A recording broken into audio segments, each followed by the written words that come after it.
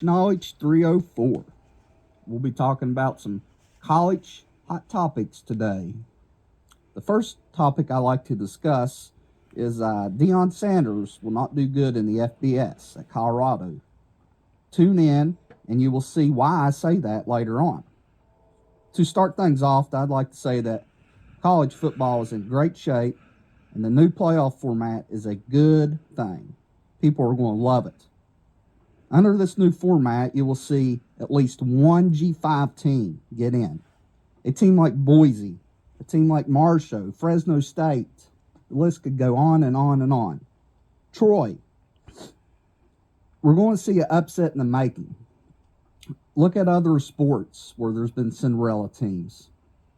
I can even think of in soccer, Marshall upsetting Indiana and winning the whole tournament. And that happened back in 2020. We are really going to see some upsets in the FBS and football. I could see a team like Marshall or Boise winning it all.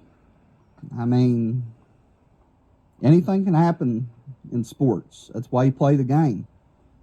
There's upsets all the time, and I believe that the big schools are going to be a little bit shaken by the FBS and the G5. There might even be a G5 and Power 5 officially eliminated in the near future because of the upsets that are going to happen.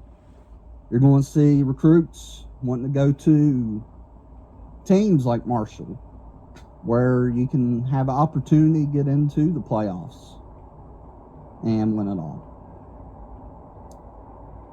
I imagine if you're a fan of Alabama or Georgia, you wouldn't want it to change. You'd want it to stay four-seeded. Well, get ready, because upsets are about to happen, and mark it down, I said it first. Another topic I like to discuss is looking at G5 programs specifically. I like to talk about the Sunbelt. Look at the fan base, the passion, the regional rivalries, the facilities. The Sunbelt is where you need to be. If I'm a team that's looking to relocate, you better believe I'd be looking at the Sunbelt. Just look at the facilities, for instance. I mean, they're great facilities. Google some of the facilities at other conferences and then Google them to the Sunbelt, and you will see exactly what I'm talking about. The fan base. Man, it's like none other. It's the regional rivalries. Teams that you want to beat each and every week. And we've seen plenty of upsets in the making. Look at Appalachian State. They beat Texas A&M, and that was so funny coming from a Marshall fan. Texas A&M went on the 50-yard line, all cocky the night before during their prep rally, saying, they don't know where these hillbillies or whatever they said was from, but they're going to show them what a real program was. Yeah, the real program won. That was Appalachian State. Look what Marshall did to Notre Dame. One of the biggest upsets of all time. And by the way, Marshall has I believe it's 2-10. It might be 2-8 record. Top 25. That's actually pretty decent. Look at the bowl victories. Marshall has the highest bowl winning percentage of any other program in the nation. It's like 0.73. That's unheard of. And the Sunbelt has by far a great bowl winning percentage. And you want to hear another upset? Look at Georgia Southern. They beat Nebraska. Got Nebraska's coach relieved of his duties. I mean, that was the last straw for Nebraska. And that really looked great for the Sunbelt. I mean, the Sunbelt it's where it is. I'm telling you. Great teams, great facilities, highly competitive. It's like none other conference. In fact, I think Memphis and ECU would be a great fit for the Sunbelt. I mean, if I'm Memphis, if I'm ECU, I'm frankly worried about the Conference USA. Excuse me, the New American Conference. I believe that it's a better regional for them.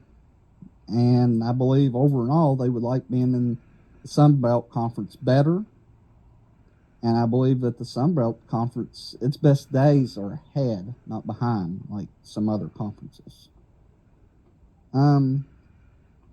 Yeah, I'd just like to talk about Deion Sanders a little bit. I'm sure he's a great guy, and I've seen that he comforted a player after the loss. I thought that was really nice of him. I seen the tight end at Jackson State was really upset, and I thought that was a great speech out of Deion Sanders and something that a person with passion felt was very humane out of him to do that. But I don't know if he's going to be able to make it at Colorado. I just didn't think it was a good fit to start off with.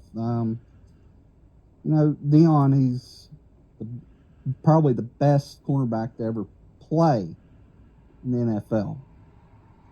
And if you're looking at a person who knows the game in and out, sure, that's a person I would maybe consider playing for.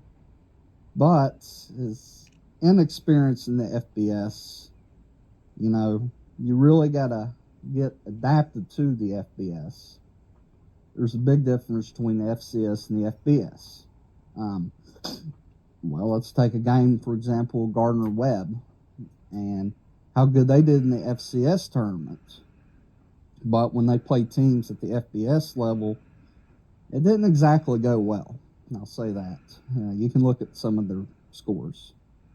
Great players, just a higher competitiveness in the FBS. I believe Deion Sanders should have took maybe offensive coordinator job or a defensive coordinator job first. Maybe he'll prove me wrong. I don't know. But another thing was when he went into Colorado, his meeting, I kind of sensed from some of the players and some of the star players, they didn't really seem excited. Like, he basically said, there's the transfer door, some of y'all are not going to be starters.